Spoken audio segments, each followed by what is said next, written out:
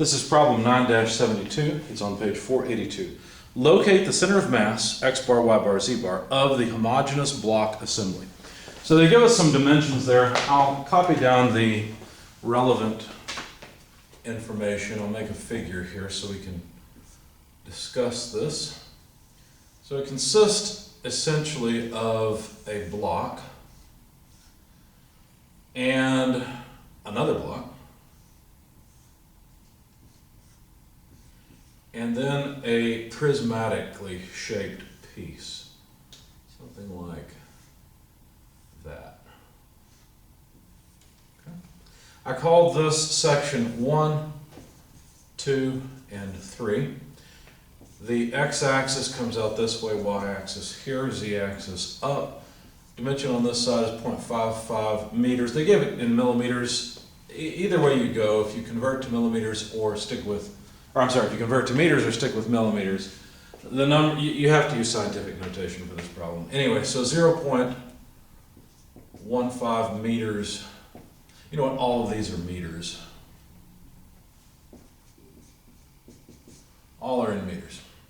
0.2 meters on this side, another 0.15 there, maybe that dimension, and then 0.1. And those are all of the dimensions that we need in order to complete this problem. I like setting it up in a table, so I, of course, have three bodies, bodies 1, 2, and 3. Put some dividing lines in here. I do recommend using Excel for these problems, but for the sake of the video, I'll just write it all out. I went ahead and calculated the volume in cubic meters for each of the three bodies. So for example, body 1, 0.55 times 0.15 times 0.15. Despite my drawing, this should be a square on the end, but it's a rectangle. Anyway, if you calculate the volume from that, you get 0.012375. For body 2, 0.0045. That makes sense. For body 3, what I did is I calculated the area, or I'm sorry, the volume of this as if it was a block using 0.1, 0.15, 0.15, and then divided by 2. And that gave me 0.001125. If you sum all of these up, because we do need the sum of all the volumes, what you get is 0.018 cubic meters. Now, the next thing to do is to locate the centroid of all these individual pieces. So, for example, the centroid for this block, about there is going to be, half of 0.55 in the y direction. So if we put x tilde, y tilde, z tilde, all of these, of course, in meters to indicate the centroid of each particular volume, then, as I said, y bar for body 1 would be half of 0.55. So that comes out to 0.275. Make that look like a 7. There we go. And then x bar would be just half of 0.15. Okay?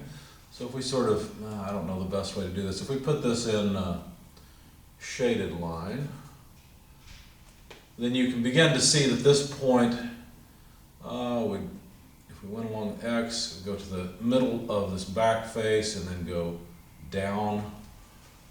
Maybe that gives you a better idea of where the centroid's at. Anyway, it's pretty straightforward. The centroid of a block is pretty intuitive. So x bar is half of 0.15.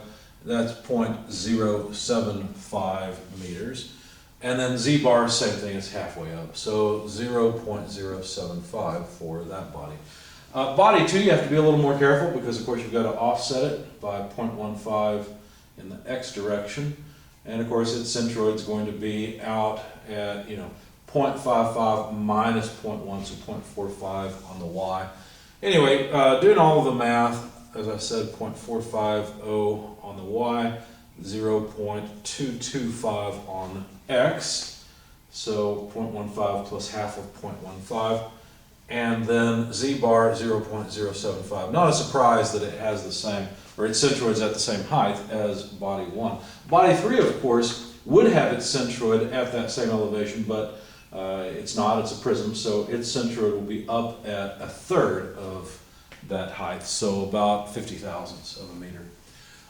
Anyway, so for body, where are we? 3, z bar, as I said, 0.05, 0 if you want it. And then the X bar location, well, for that, I don't know why I did it in a column. Oh, I see, because I'm coming this way. So 0.15 plus a third of this. So 0.15 plus another 50 thousandths would be 0.2. So 0.200 if you want it. And then Y bar, the distance out here is obviously half of 0.1, so 0.05.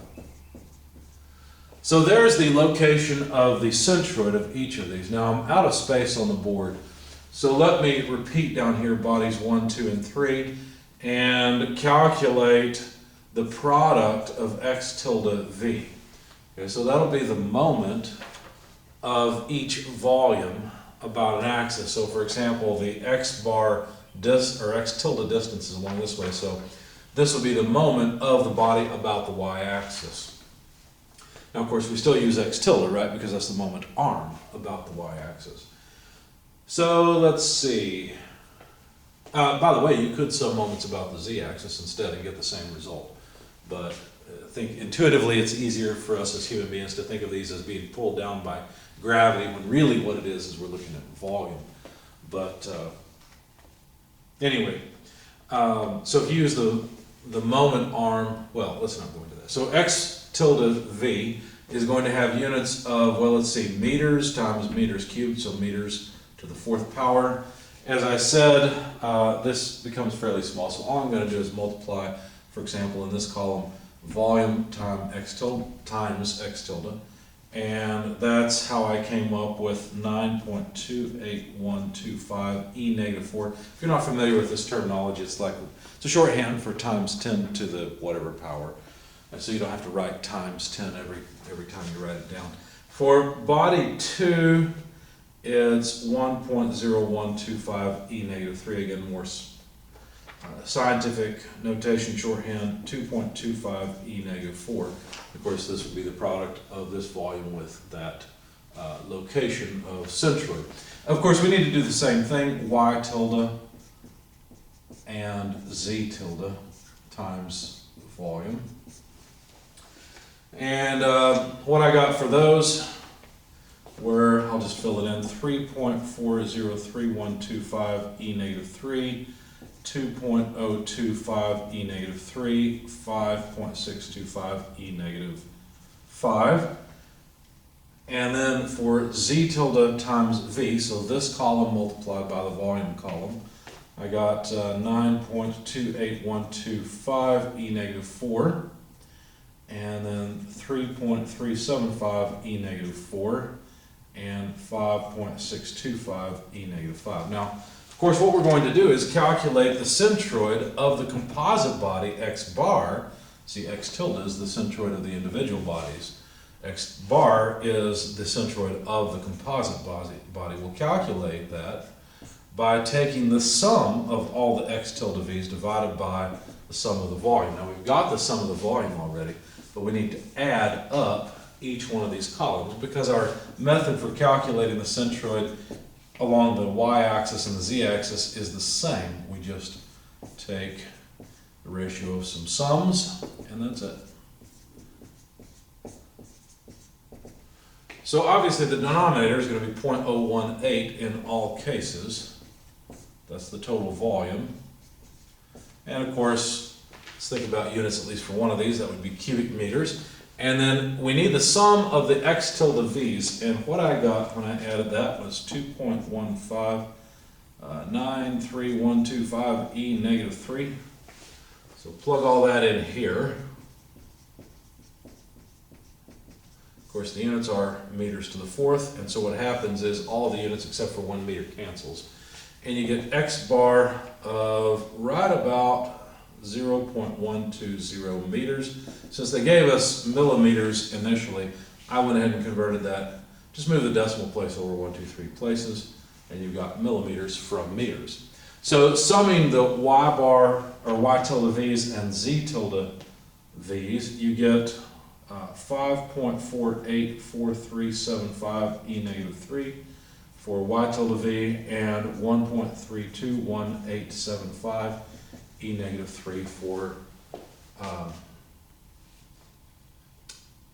Z tilde V. Anyway, so plug in, you can see what to plug in here and here.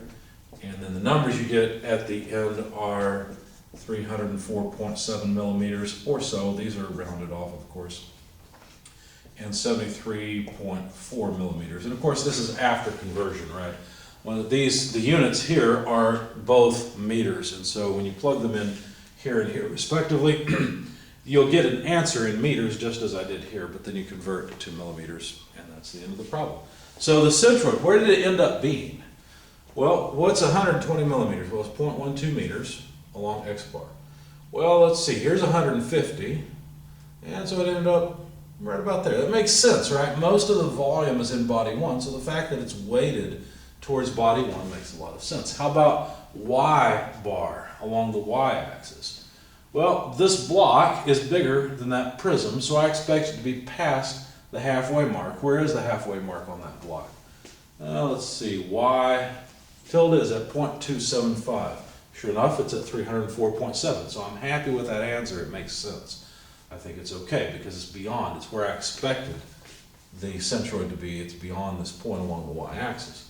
How about Z bar? Well, again, the prism weights it down lower, so I expect it to be lower than half of 0.15. Half of 0.15 is 0.075, and sure enough, it is lower than 75 millimeters. And so all of these results are reasonable and make sense.